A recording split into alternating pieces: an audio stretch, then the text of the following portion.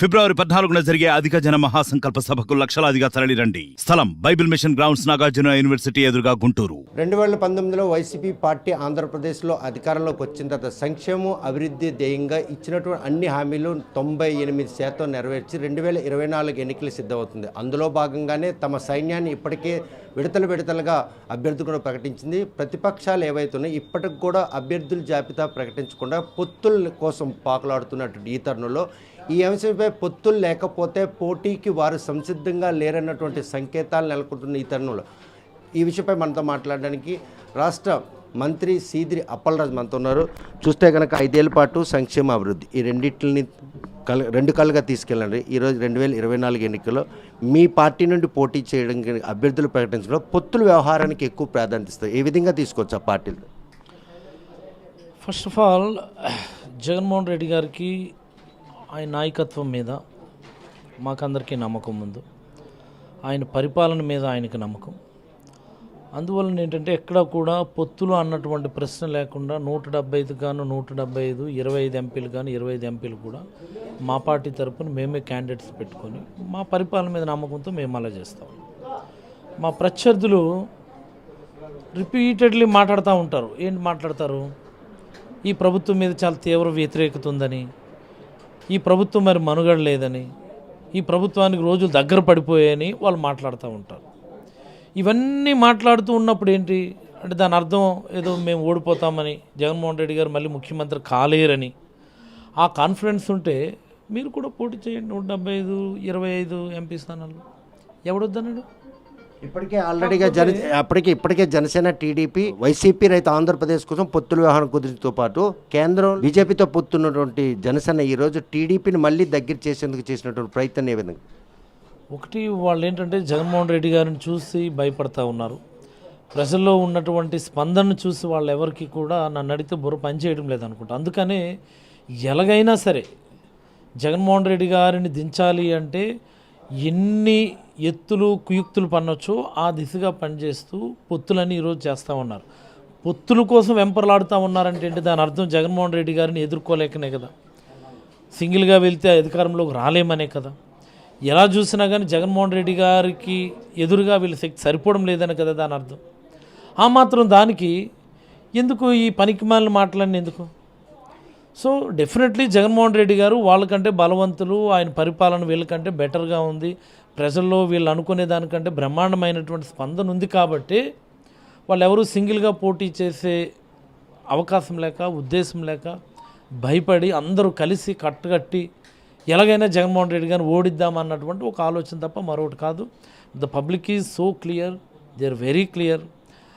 ఈసారి మరింత మెరుగైనటువంటి స్థానాలతో ఈసారి జగన్మోహన్ రెడ్డి గారు అయితే ముఖ్యమంత్రి కాబోతాం.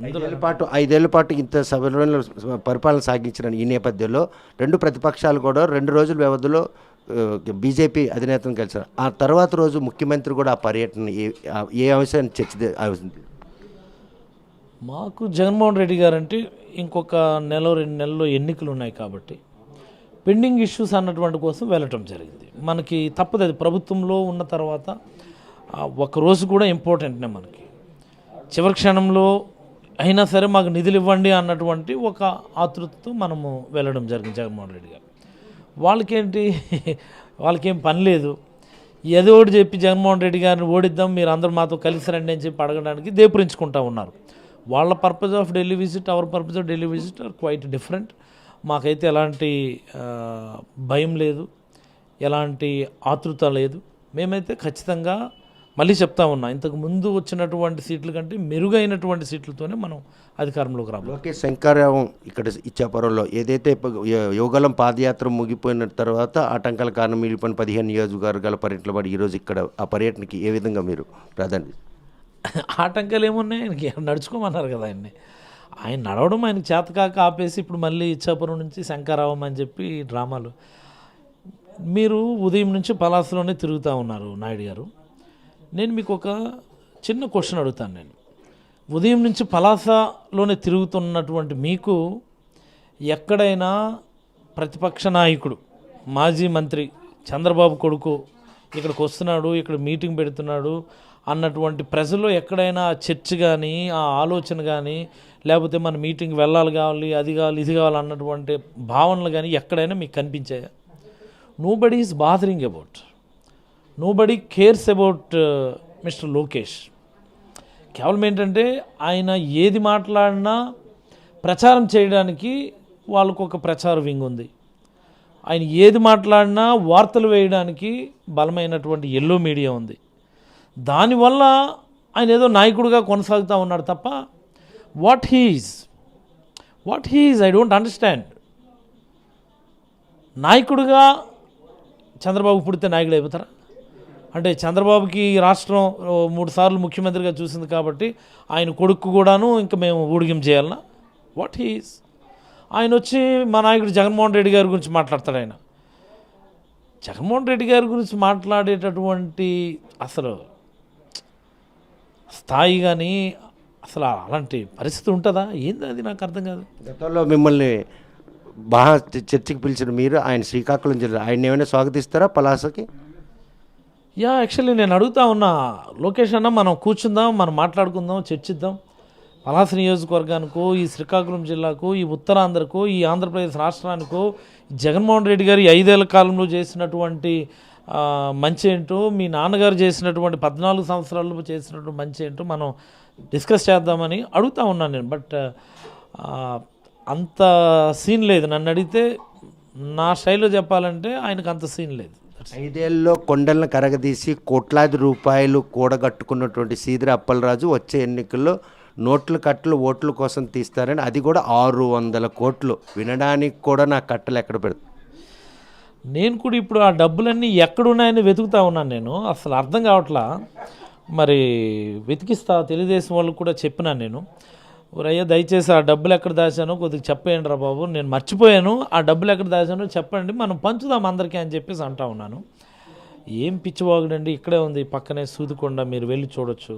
ఆ కొండను సగం తవ్వింది వాళ్ళు, ఆ వెనక నుంచి ఇంకొక ఆయన తవ్వేస్తూ ఉంటే ఆపింది మేము. ఆయనకి వెళ్ళి ఇప్పుడు స్వీట్ తినిపించింది. ఏంటది?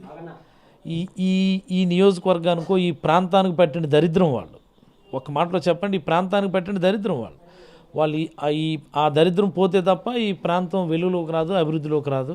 ఇంకెవరైనా వచ్చి పోటీ చేస్తే ఎవడొకడు గెలుస్తాడు, ఒకడు ఓడిపోతాడు. బట్ గౌరవమైనటువంటి రాజకీయాలు ఉంటాయి తప్ప ఈవిడ వల్ల ఏంటంటే మరి గౌరవప్రదమైనటువంటి రాజకీయాలు కూడా ఎవరు చేసుకోలేకపోతున్నారు. ఆవిడ మాట తీరు అవన్నీ మీరు వింటే మీకు కూడా అర్థమవుతుంది. ఇలాంటి వాళ్ళు ఎందుకు రాజకీయాల్లోకి, ఇంత పనికిమాలిన వాళ్ళు ఎందుకు రాజకీయాల్లో కొనసాగనిస్తున్నారని మీకు కూడా అనిపిస్తుంది. ఎన్నికలు సమీపిస్తున్న ఈ తరుణంలో అంటే మీ సొంత వ్యక్తుల నుండి కొంత అసహనం వ్యక్తం. రీసెంట్గా మున్సిపల్ చైర్మన్కి మీకు చిన్న మనస్పర్ధలు వచ్చాయండి, వాస్తవాన్ని? మాకేం మనస్పర్ధలు? మాకేం మనస్పర్ధలు ఏం లేవు. అది మీరందరూ అక్కడ ఉన్నారు కదా, వాట్ హ్యాపెండ్ అనేది. మాకేం మనస్పర్ధలు ఏం లేవు. మేము అందరం కలిసే ఉన్నాం, గెలుస్తాం, ఇంకా ఎక్కువ మెజారిటీతో గెలుస్తాం. అందులో ఎలాంటి ఇబ్బంది లేదు. ఇప్పటికే జనసేన టీడీపీ పొత్తు, ఈరోజు బీజేపీ పొత్తు కూడా దగ్గర వస్తూ మూకుమ్మడిగా వైసీపీని రాష్ట్రం నుండి తరిమేందుకు వారు చేస్తున్న ప్రయత్నంలో మీరు ఏ విధంగా ముందుకు వచ్చే పరిస్థితి? లేదు, మాకు పొత్తులు అన్నటువంటి అంశం అనేది మాకు లీస్ట్ బాదర్డ్ ఇష్యూ అది. యాక్చువల్గా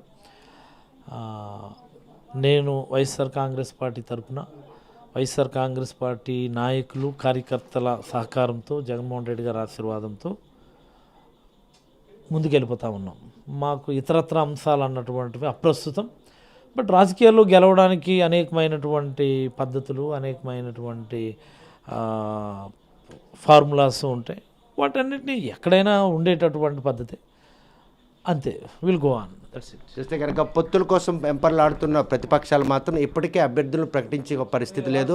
170 స్థానాల్లో ఇప్పటికే తమ అభ్యర్థులు ప్రక్రియను పూర్తి చేస్తున్నట్టు వైసీపీ 2024లో గతంలో గెలిచిన ఎమ్మెల్యే కంటే ఎక్కువ సీట్లు గెలుచుకోవడానికి మాత్రం వ్యూహం రచిస్తుంది. అందులో భాగంగానే పలాస నియోజకవర్గం తన హయాంలో జరిగినటువంటి అభివృద్ధిని లోకేష్ క్షేత్రస్థాయిలో వచ్చి కనుక చూసినట్టయితే తన వెంటే ఉండి బహిరంగ చర్చ కూడా సిద్ధమని చెప్తున్నారు. మరి ఈ విషయంలో ప్రతిపక్షాలు తనపై చేస్తున్నటువంటి కోట్లాది రూపాయల ఆరోపణలు ఏమైనా, ఆరోపణలకు సంబంధించిన డబ్బులు ఎక్కడున్నాయి, ఆ డబ్బులు వారి చేత రప్పించేంత పనిలో కూడా తనున్న మంత్రి స్పష్టం చేస్తున్నారు. వీడియో జర్నలిస్ట్ రామకృష్ణతో సత్యం, RTV శ్రీకాకుళం.